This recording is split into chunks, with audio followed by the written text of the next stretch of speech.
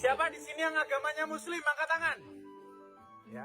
Bangga. Oh, ramai cuy. Ya, sampai sekarang banyak yang beragama Islam tapi tetap kompak dan damai. Itu yang kita perlukan. Kehidupan yang penuh rukun, saling menghargai perbezaan dan keberagaman. Ya, Al-Quran dalam surah Al-Kafirun, lakum dinukum waliyadin. Bagi kamu agamamu, bagiku agamaku.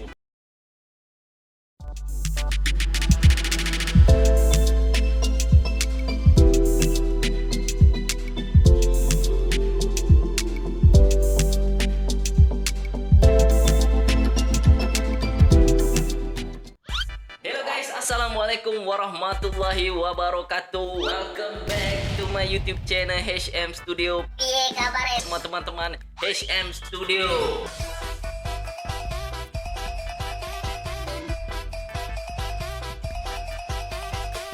Oke, moga kalian semua sihat-sihat selalu, dimurahkan rezekinya dan dipermudahkan segala urusan anda semua guys.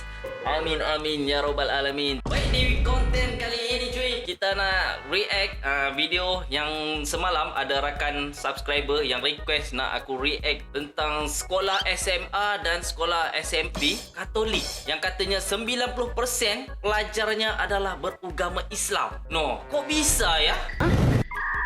Baik, tanpa berlama-lama kita simak aja videonya. Sekolah Katolik mayoritas Islam. Lah kok bisa? Katolik mayoritas Islam. Selayaknya sekolah Katolik pada umumnya, di mana ada banyak jalan salib, patung Tuhan Yesus, bahkan logo sekolah Katolik, ornamen, patung Bunda Maria. Aku pun juga disambut dengan suasana yang begitu asri. Entah gimana kalau di sekolah Katolik tuh vibes-nya kayak di tempat retreat mesti. Sampai aku ketemu suster ini. Kok bisa ya? Ramai pelajar beragama Islam yang sekolah di Katolik. Oh, macam aneh ya. Islam ya suster ya? Ya, Berapa banyak suster? 90% mungkin saya nggak tahu persis. Nah, daripada 90%. bertanya-tanya, yuk kita coba aja tanya satu-satu. Kamu boleh? Islam. Islam. Islam. Katolik. Islam. Saya Kristen. Siapa di sini yang agamanya Muslim? Angkat tangan. Ya. Bangga. Oh, ramai cuy. Wah, boleh kata majoritinya Islam cuy. Enggak jadi warga SMPK Pacet. Jadi memang aku diundang di sini bukan tanpa alasan, karena hari ini ada dialog moderasi agama di mana 3 tokoh agama dari Islam, Kristen, dan Katolik diundang hadir untuk sama-sama berdialog. Dan yang aku nggak expect memang di sekolah menengah pertama Katolik ini mayoritas isinya adalah Islam dan mereka semua hidup dengan rukun bersama. Jadi memang meskipun yayasan Katolik semuanya mendapatkan hak yang sama, baik pelajar. Bagus. Beginilah yang sebaik-baiknya. Nah, kalau untuk konsep toleransi ya, ini yang sebaiknya didedahkan kepada pelajar lebih awal ya, tentang hidup di sekeliling non-muslim. Keren, mantap. Bagus. Gue waktu kuliah satu kelas gue doa yang muslim, yang lain Kristian. Tapi keren toleransinya. Wah, banyak sudut positifnya juga ya. Pelajaran agama maupun juga pelajaran yang diterima. Dan melihat bagaimana rukun banget mereka di sekolah ini, tentu saja aku semakin yakin Bhinneka Tunggal Ika itu nyata, bukan hanya omongan belaka. Ada yang pernah kesini? Atau mungkin kalian alumni dari sekolah ini? Yuk tulis di... Ada yang alumni dari sekolah Katolik. Komen nanti guys di bawah.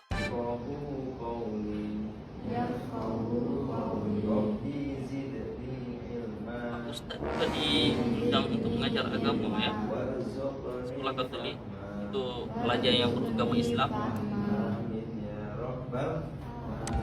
Tapi kan, adakah ibu bapa dari awalnya tu nggak rasa takut ke sebelum akhirnya mereka menyekolahkan anak mereka di Katolik? Nggak rasa ada perasaan takut tak? Mungkin ini hanya persoalan. Mungkin nanti anaknya terpengaruh ke kan. Kerisauan tu pasti ada kan. Ini jadi persoalan juga.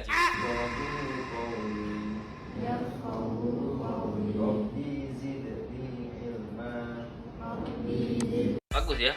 Sekolah Katoliknya ni aku lihat bersikap terbuka. Panggil Pak Ustaz untuk datang ajar agama kepada pelajar yang beragama Islam. Ini khusus murid yang Muslim ya guys. Emang sekarang sudah ada. Dulu zaman aku SD nggak ada mau Muslim. Juga harus ikutin pelajaran mereka.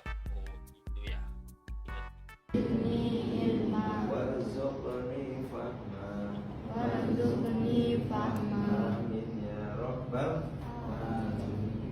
Kalau saya ambil dari sisi disiplin, karena saya mau anak saya tumbuh menjadi orang yang tidak hanya pintar, tapi juga punya karakter yang baik, menjadi lebih toleransi, bisa menghargai perbedaan.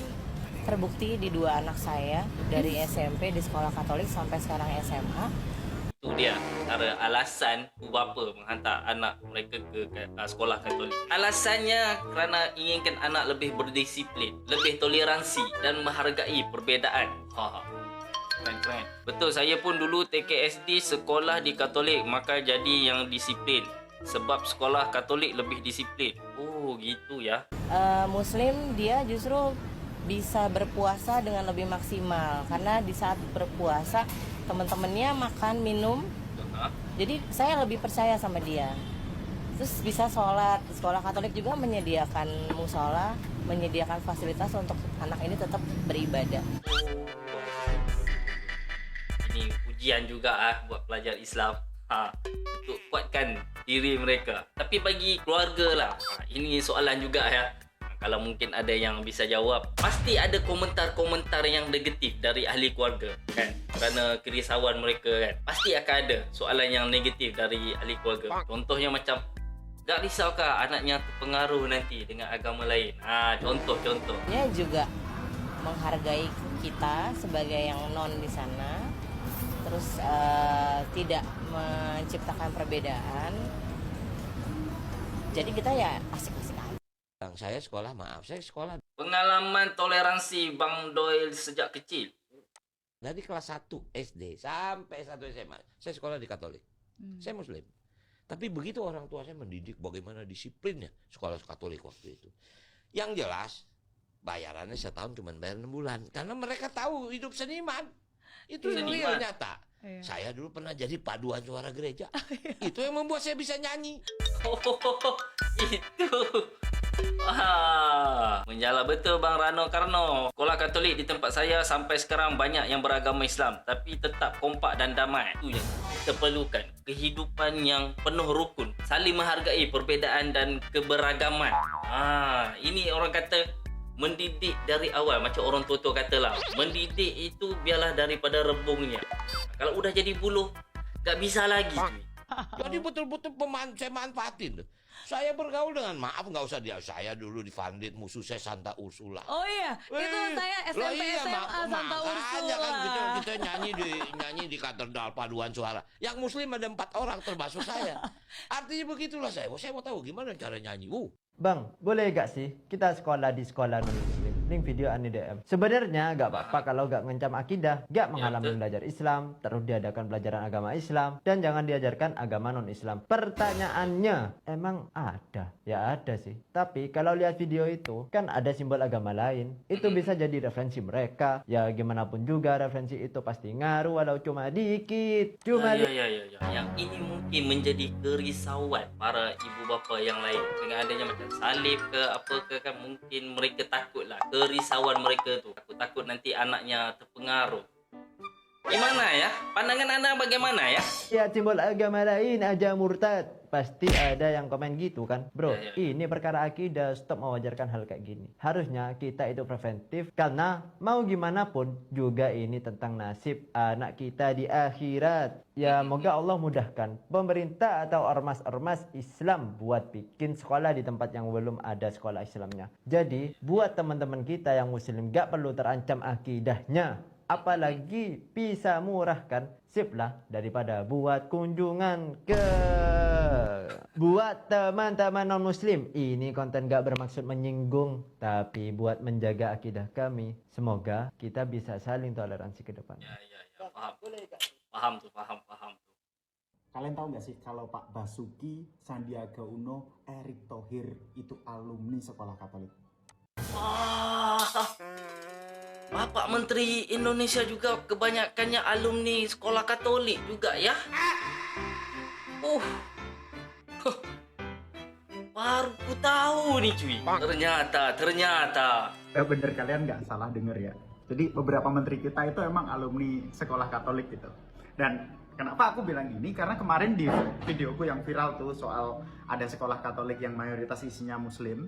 Nah, ada beberapa komentar-komentar yang kayak mempertanyakan aneh banget gitu ya.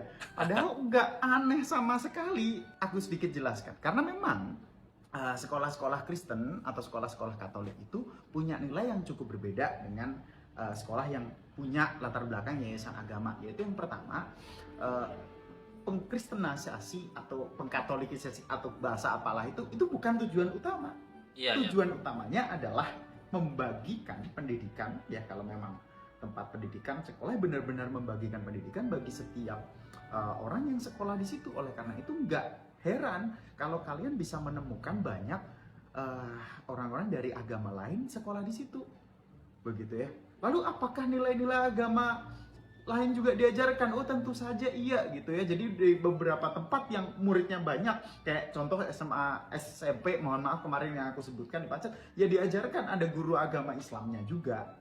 Begitu. Dan aku ingat banget dulu waktu aku SD, jadi aku SD Katolik ya, SDK Santo Paulus Bojonegoro, siapa yang alumni sama kayak aku di sini. Nah, itu juga banyak teman-temanku yang Islam. SPP-nya bayar bang, bayar SPP-nya, tapi disesuaikan dengan kebutuhannya. Jadi aku ingat banget dulu waktu aku SD, salah satu temanku itu cuma bayar SPP itu 6.000 rupiah cuy. Dan update terakhir yang aku dengar itu cuma 12.000 karena memang kondisi keluarganya tidak memungkinkan dia untuk membayar dengan harga yang lebih. Nah, ini juga berlaku bagi setiap orang. Itu temanku agama Islam ya, jadi sekolah di SD Katolik. Nah, dan bukan hanya di Katolik aja, sebutkan nama-nama seperti Petra, Penabur, yayasan-yayasan, ada juga yang beragama Muslim, Hindu, Buddha, ada Konghucu, sekolah semua di sana. Dan memang lain-lain agama juga ada ya, macam Buddha, Kristen, Konghucu. Ternyata bukan Islam aja ya. Kalau kita mau lihat apa sih yang terpenting dari tempat pendidikan ini ya, tentu saja nama-nama terkenal tadi aku sebutkan karena punya citra yang panjang, seperti pendidikan yang berkualitas, kedisiplinan yang luar biasa buat kita. Jadi jangan takut untuk nyokolahin anaknya di yayasan Kristen atau Katolik, karena nggak akan dikristenkan kok ya. God bless. Sekolah Katolik banyak siswa beragama Muslim, Hindu, Buddha, Konghucu, Kristen, Protestan. Semuanya ada cuy. Buddha ada, kan Islam ada, Konghucu ada. Ini betul-betul perpaduan kan.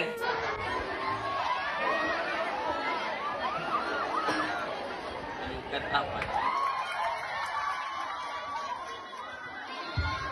Dengan kompang-kompang bagai ni. Tunjukkan apa ni?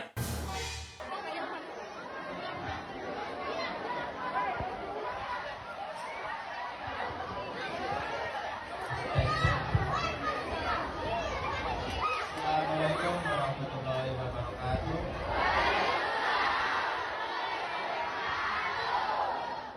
Semuanya jawab salam. Yang terhormat Ketua Komite SMA Katolik Giovanni Kupang, Bapak Marinus Jelamo. Yang terhormat Ketua Yayasan Swastisari Keuskupan, dalam hal ini diwakili oleh Sekretaris Romo Guido Umbuyami. Yang terhormat Kepala SMA Katolik Giovanni Kupang, Romo Dr. Andos Stefanus Pauper. Yang terhormat Bapak Ibu Wakil Kepala Sekolah. Yang terhormat Bapak Ibu Guru Purnabakti. Yang terhormat Bapak Ibu Guru, Bapak Ibu Pegawai, Frater. Yang kami banggakan siswa-siswi kelas 12. Yang kami kasihi siswa-siswi kelas 10 dan 11 SMA Katolik Giovanni Kupang. Selamat pagi. Kesan dan pesan yang saya mewakili teman-teman Muslim di sini untuk menyampaikan pesan dan kesan. Kesan kurang lebih selama setahun ini saya merasa bahwa saya adalah satu-satunya siswa beragama Muslim di sekolah ini karena sedikitnya siswa yang beragama Muslim di sekolah ini.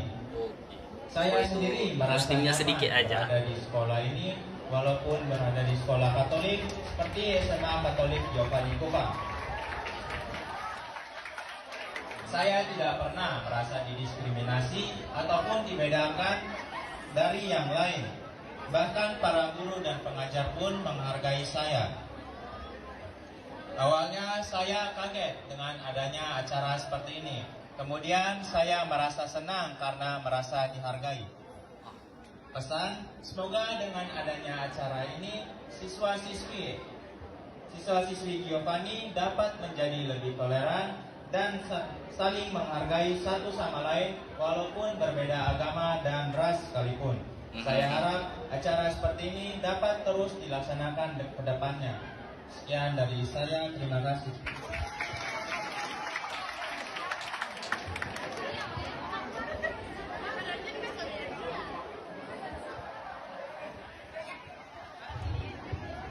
Sahan kot ni.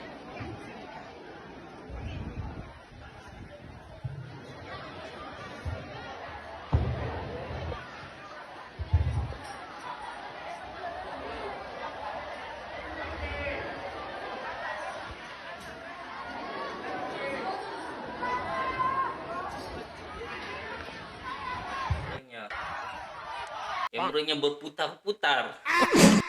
SMA Katolik Sinus 2 menjunjung tinggi keberagaman. Tidak hanya siswa Katolik saja di sini. Saya Katolik. Saya Kristen. Saya Muslim. Saya juga. Saya Hindu. Saya Konghucu. Kami adalah Sinus 2. Semuanya ada cuy. Semuanya ada. Wah, keren. Saya Upin. Kok Upin bang? Aduh. Upin gak terlibat bang. Upin pula dia. Oke guys, demikian ya video yang sempat viral di media sosial. Kabarnya 90% pelajarnya yang menimba ilmu di situ adalah beragama Islam. Dari sudut komentar tu biasalah kan, pasti ada yang positif, ada yang negatifnya. Yalah kan, mungkin kerisauan itu pasti ada cuy. Kerana takut hal-hal sedemikian mempengaruhi pelajar Muslim di situ. Dari sudut suasananya aku lihat pihak sekolah bersikap lebih terbuka cuy. Mereka mengambil guru-guru agama dari agama Islam, Hindu untuk mengajar pelajar-pelajar yang beragama Islam, yang beragama Hindu di situ. Sekolah tersebut bukannya hanya ada pelajar Islam saja, bahkan ada pelajar daripada agama Hindu, Kristen, Konghucu, Buddha dan lain-lain. Banyak juga ya yang bersekolah di situ.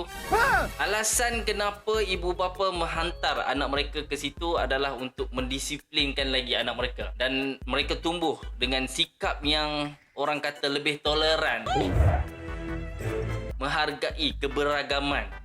Itu antara alasannya. Ya, kalau aku lihat dari sudut toleransi, itu bagus sekali cuy. Orang kata melentur buluh tu biarlah daripada rebungnya kan. Kalau dah jadi buluh, aduh, gak bisa lagi cuy. Udah keras. Oh my god. Kalau pelajar-pelajarnya dipertontonkan dari sejak awal bagaimana kehidupan dikelilingi oleh non-Muslim, bagaimana sikap mereka, bagaimana cara mereka kan. Itu bagus cuy. Kerana bukan hanya di sekolah, tetapi di luar sekolah, di kehidupan sebenar mereka, mereka akan dikelilingi oleh orang-orang non-Muslim. Mereka akan hidup di dalam kalangan non-Muslim yang ada di dalam satu negara. Jadi bagi aku ini adalah proses awal bagi memupuk semangat toleransi yang tinggi. Islam juga mengajar kita untuk bertoleransi dan juga menghormati agama lain. Itu dari sudut kehidupan.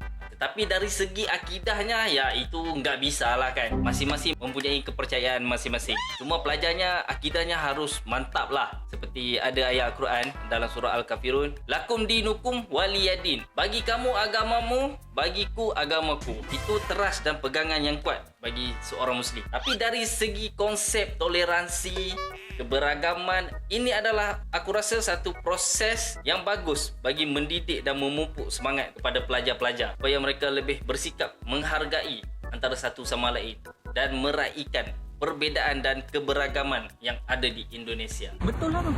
So aku bukanlah orang yang pakar, bukanlah orang yang hebat dalam membahas hal ni. Mungkin ada orang-orang yang benar-benar arif, yang tahu baik buruknya kan. Yang benda ni pasti ada negatif dan positifnya. Mungkin pendapat mereka lebih bernas dan pendapat aku mungkin saja bisa meleset cuy. Jadi menurut anda bagaimana pula ya?